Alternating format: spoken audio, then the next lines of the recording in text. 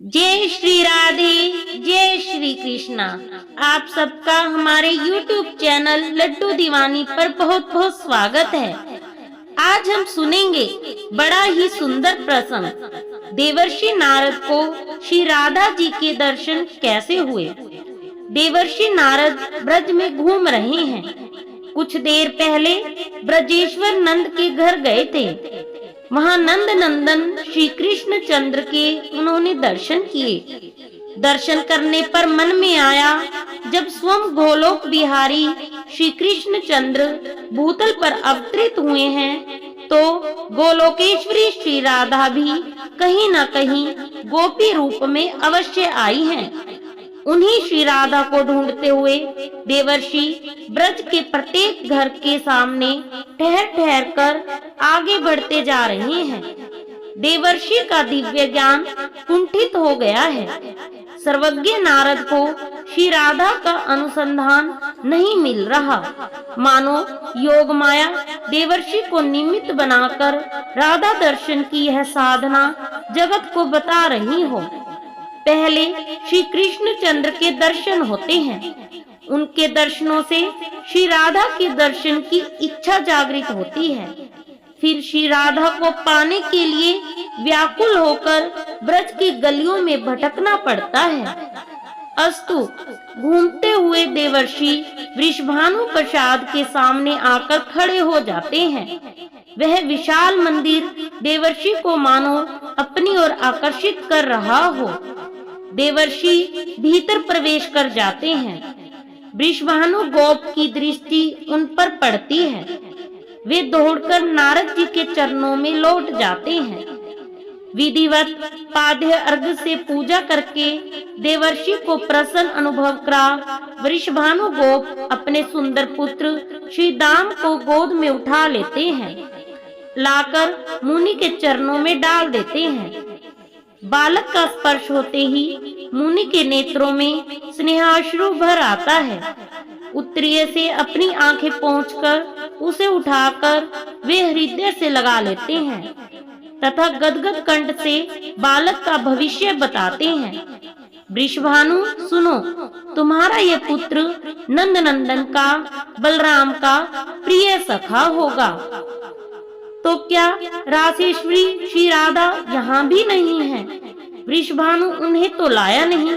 यह सोचकर निराश हुए देवर्षि चलने को उद्यत हुए। उसी समय वृषभानु ने कहा। वृषभानु बोले, भगवान, मेरी एक पुत्री है। सुंदर तो वह इतनी है मानो सौंदर्य की खान कोई देव पत्नी इस रूप में उतर आई हो। पर आश्चर्य यह है कि वह अपनी आंखें सदा निमीलित रखती है। हम लोगों की बातें भी उसके कानों में प्रवेश नहीं करती। उन्मादिनी सी दिखती है। इसलिए हे भगवतम, श्री चरणों में मेरी यह प्रार्थना है कि एक बार अपनी सुप्रसन्न दृष्टि उस बालिका पर भी डालकर उसे प्रकृतिस्थ कर दें। आश्चर्य में भरे नारद वृषभानु के पीछे पीछे अंतःपुर में चले जाते हैं। जाकर देखा, स्वर्ण निर्मित सजीव सुंदरतम प्रतिमा सी एक बालिका भूमि पर लौट रही है। देखते ही नारद का धैर्य जाता रहा। अपने को वे किसी प्रकार भी संवरण ना कर सके। वे दौड़े तथा बालिका को उठाकर उन्होंने अंक में ले लिया। एक परमानंद सिंधु की लहरें देवर्षि को लपेट लेती हैं। उनके प्राणों में अनुभूत पूर्व एक अद्भुत प्रेम का संचार हो जाता है। वे बालिका को गोद में धारण किए मूर्छित हो जाते हैं। 2 घड़ी के लिए तो उनकी यह दशा है मानो उनका शरीर एक शिलाखंड हो।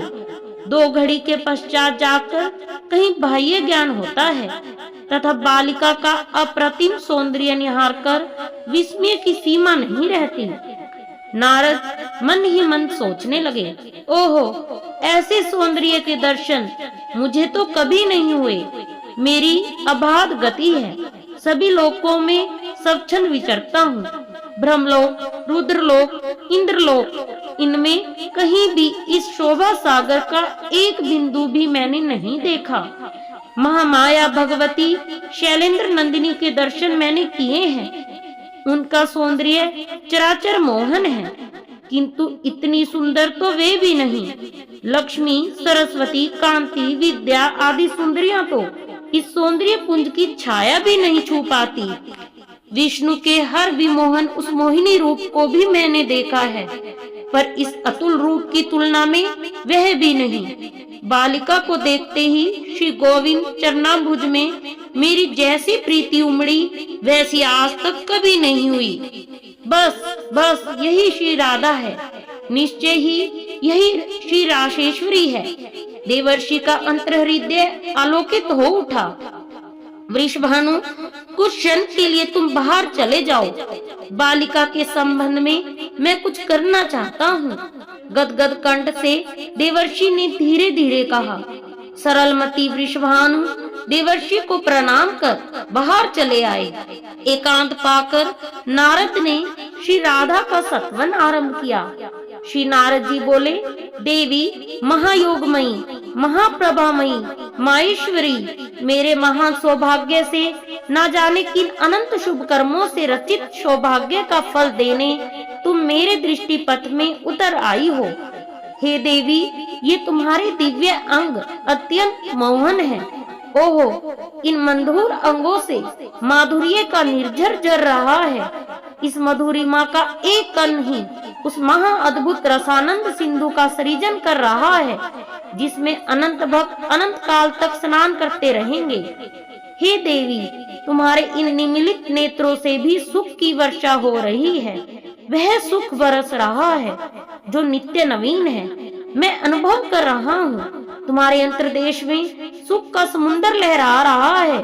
उसी की लहरें नेत्रों पर तुम्हारे इस प्रसन्न सौम्य मधुर मुखमंडल पर नाच रही हैं।